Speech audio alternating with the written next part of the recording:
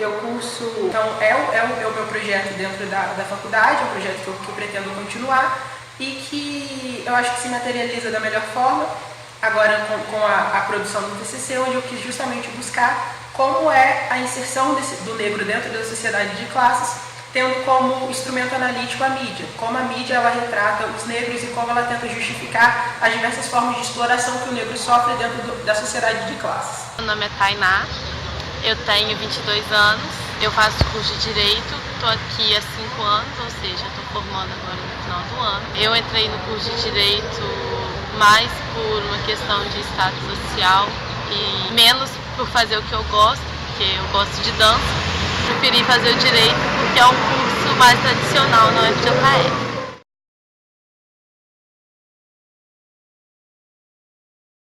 As cotas elas precisam ser analisadas enquanto uma política pública.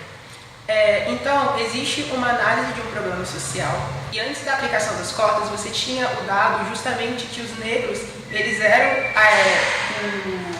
o setor da população que menos tinha acesso ao ensino superior. Então, diante desse problema, você tem então uma necessidade do Estado de intervir diante desse problema, tentando justamente reduzi-lo. As cotas elas surgem não somente como uma bondade do Estado, mas também sob muita pressão pública. Na UFJF pela cota A, que é estudante negro, pardo ou indígena, que estuda em escola pública no ensino médio e tem a renda de até um salário meio per capita. Quando eu penso nos meus avós, meus bisavós, meus pais que moraram na roça ainda, trabalhavam para outras pessoas que tinham maior poder aquisitivo, eram extremamente dependentes. Então, é um resto de escravidão, que não era um trabalho remunerado. E hoje, no caso, eles não tiveram a oportunidade que eu tenho de estar dentro de uma universidade federal.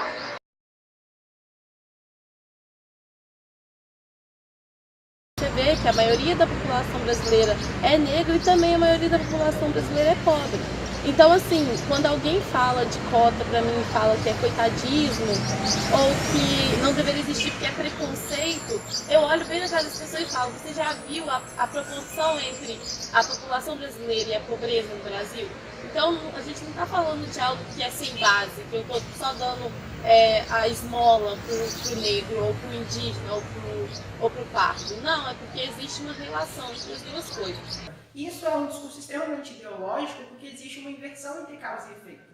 Porque parece que as cotas, no momento em que você diz que as cotas elas criam um preconceito, parece que ele já não existia na realidade.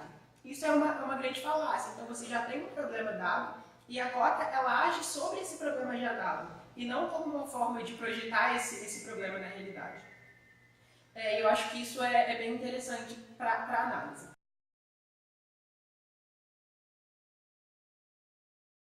Se eu olho no corredor hoje, eu tenho mais pessoas negras, mais pessoas de cabelo cacheado, mais pessoas que dá pra você ver que é pardo, que tem o nariz diferente, que tem a boca diferente. Então, 5 anos, acho que teve uma mudança. Não posso falar também que mudou muito, nossa, tô vendo um monte de gente negra.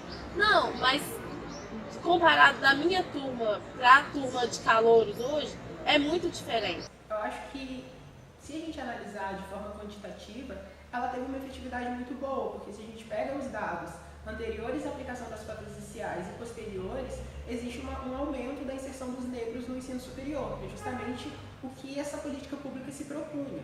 Então, assim, a política de cota, ela pode ter sido implantada, ela foi implantada como uma medida de urgência, porque é necessário trazer os jovens negros e indígenas e pardos para dentro da universidade. A gente não pode ter cursos como direito, como a medicina, só com jovens brancos de classe média. A gente tem que ter classe trabalhadora dentro da academia.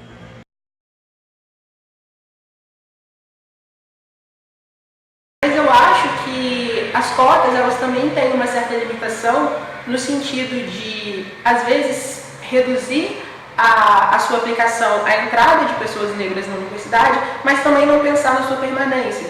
Ou seja, no mesmo momento em que essas pessoas entram, e como no Brasil também a questão de raça está muito diretamente relacionada à questão de renda, você não dá as condições materiais para essas pessoas permanecerem. Não tem bolsas, não tem ajuda financeira, então acaba que essas pessoas muitas vezes vezes acaba tendo uma evasão. Questão de material, porque antes, quando eu entrei, por exemplo, os professores mandavam a gente comprar livro de 300, 400 reais. É fora da realidade pra gente. Então eu ficava, como eu vou passar 5 anos dentro de um curso? No meio do curso para frente, os professores indicavam o livro em PDF, deixavam o material já digitalizado, porque o xerox também sai caro. Então eu acho que as cotas elas são efetivas sim, elas precisam ser mantidas, mas ao mesmo tempo elas precisam ser qualificadas, no sentido de você dar as bases materiais para a permanência dessas pessoas.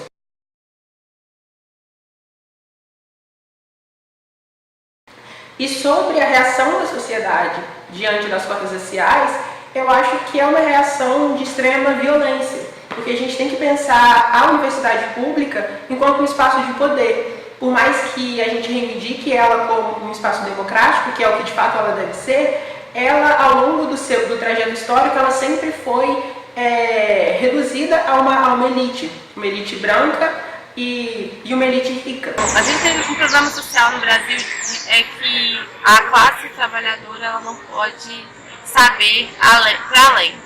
Então, o jovem negro instruído, ele representa um risco. Perguntam o curso que você faz, já te olham com outra forma. Então, dependendo de qual faculdade você fez, se você fez história, história. Fez direito. Nossa, direito. Medicina. Nossa, medicina. Então, assim, a visão social é de que determinados cursos proporcionam uma ascensão social e determinados cursos servem só para colocar o diploma na gaveta, porque eles não representarem um verdadeiro conhecimento. E, normalmente, esses outros cursos que provocam um pensamento crítico são vistos como inimigos. As pessoas não aceitam muito bem a galera instruída, não aceitam os jovens. As cotas elas tentam justamente minimizar essa caracterização comum sobre quem está dentro da universidade. E diante disso, quando você barra ou quando você tenta passar sobre esse espaço de poder, existe tanto uma violência interpessoal, ou seja, as pessoas reagindo de forma racista contra essas pessoas que estão entrando, mas também uma violência institucional, no sentido de tanto uma violência material, porque a entrada dos negros ainda é difícil, você ainda não tem o número que deveria ter dessas pessoas, mas também uma violência imaterial, porque por mais que os negros estejam aqui, eles são extremamente inviabilizados. Se a gente pensa, por exemplo, no epistemicídio, ou seja, teóricos negros que com muita dificuldade entram nas universidades públicas, mas o conteúdo que eles produzem são completamente secundarizados e não levados em conta. Então, existe uma dificuldade de entrar na universidade pública e mesmo quando ocorre, ainda existem diversas formas de violência, tanto interpessoais quanto institucionais, que fazem de tudo para o negro novamente sair desse espaço. E aí, para mim, normalmente é muito complicado, porque quando meus pais falam qual curso eu faço, para eles é um motivo de orgulho, mas a gente percebe no ambiente que as pessoas olharam diferente só porque é o direito. Uma situação de discriminação que eu recebi aqui, assim, durante 5 anos, foi porque eu fiz uma prova para um determinado estágio no órgão público e eu fiquei em 3º lugar. E esse órgão público ele é fracionado em 2. Então, os 2 primeiros iam para um órgão e dali para frente ia para o outro. Então, na teoria, eu estava em 1º lugar nesse outro órgão e eu precisava muito do estágio, porque aqui na UF estava tendo a questão do corte das bolsas e lá em casa a renda também é apertada. E aí eu falei, eu já estou dentro, né? Fiquei em 1º lugar. Eu fui fazer entrevista com outras 2 pessoas aqui do curso. Um era um menino branco, loiro, com olhos claros, outra era uma menina branca, mas com cabelo caramelo. E a entrevistadora simplesmente preferiu ficar com os 2. Eu falei, tudo bem, né? Talvez tinha um currículo melhor que o meu. Só que aí me chamaram de novo, fiz entrevista com mais 2 candidatos. Mesma situação, eram 2 meninos também brancos. Também não me chamaram. Aí eu fui ficando meio assim, será que realmente meu currículo não é tão bom? Qual que é o problema? Eu fiquei em 1º lugar.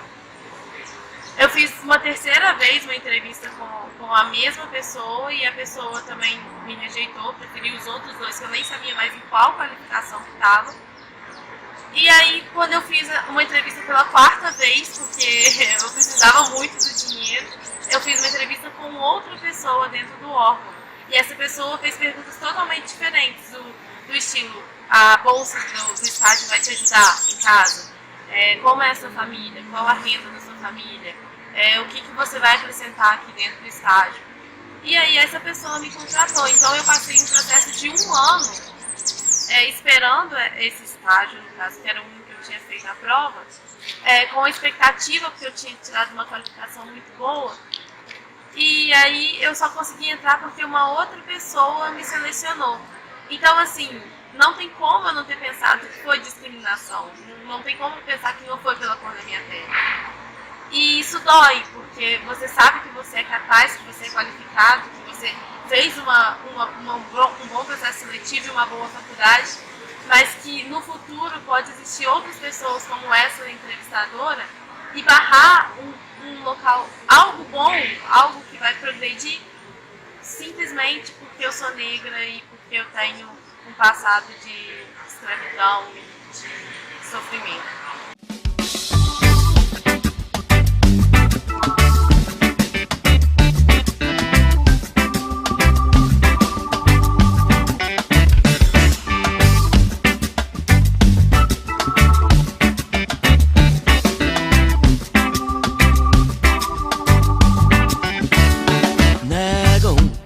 Que aqui tem preto negão, negam que aqui tem preconceito de cor.